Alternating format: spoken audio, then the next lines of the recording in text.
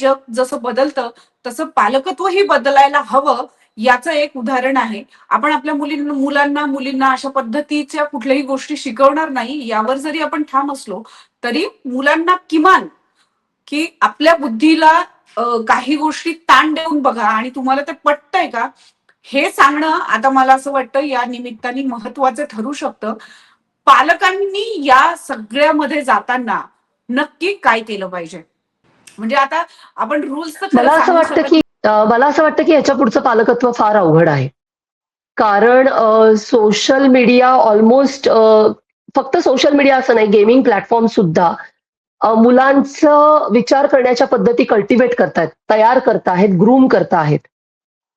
दुसरीकडे मला म्हणजे पर्टिक्युलरली एप्स्टीन फाईल नंतर असं वाटतं, की मुलांना लहानपणापासून हे शिकवायला पाहिजे, की तुम्ही स्वतः अनुभव घ्या, तुम्ही स्वतः समजून घ्या, तुम्ही स्वतः त्याचा चौफेर विचार करा आणि मगच कुठल्याही गोष्टीवरती विश्वास ठेवा.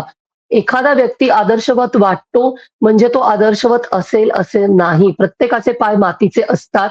हे ह्या निमित्ताने इतकं ठळकपणे समोर आलेलं आहे, की कोणालाही आदर्श मानू नका. जोपर्यंत तुम्हाला त्या व्यक्तीला आदर्श मानावं असं वाटत नाही. कोणीतरी सांगतंय म्हणून कोणालाही आदर्श मानू नका. कोणाच्या तरी पुस्तकांच्या म्हणजे कोणाची तरी पुस्तकं येत आहेत सक्सेस स्टोरीजच्या किंवा व्हिडिओज येतायत सक्सेस स्टोरीजचे म्हणून त्याला आदर्श मानू नका.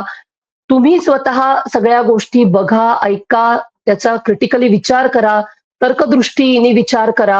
अ, स्वतः त्याच्याविषयी प्रश्न विचारा आणि त्याची समाधानकारक जर तुम्हाला उत्तरं मिळाली, तुम्हाला असं वाटलं सगळ्या गोष्टींनंतर, की येस, या माणसाची स्टोरी बिलिव्हेबल आहे आणि काही अंशी का होईना आपण तो जे काही बोलतोय त्याच्यावरती विश्वास ठेवावा. तर आणि तरच विश्वास ठेवा. तुमच्या समोर आदर्श नसेल, तर असं काही घडत नाही, की तुम्ही आयुष्य सुंदर घडवू शकत नाही किंवा तुम्ही सक्सेसफुल होऊ शकत नाही. सक्सेसफुल होण्यासाठी डोळ्यासमोर आदर्श असण्याची गरज नसते, असं मला वाटतं. आणि हे मला आज नाही वाटत आहे.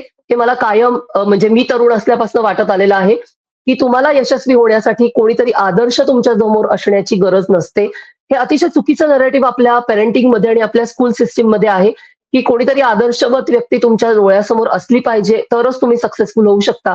मला असं वाटतं असं नसतं.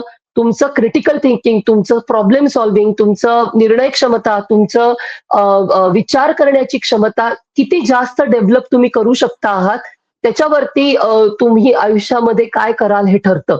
तुमच्या डोळ्यासमोर किती आदर्श आहेत आणि तुम्ही किती आदर्शवत लोकांची पुस्तकं वाचली आहेत किंवा किती भाषणं ऐकली आहेत, याच्यावरनं तुमचा सक्सेस ठरत नाही. हे कुठेतरी खूप ठळकपणे आपल्याला अधोरेखित करावं लागणार आहे.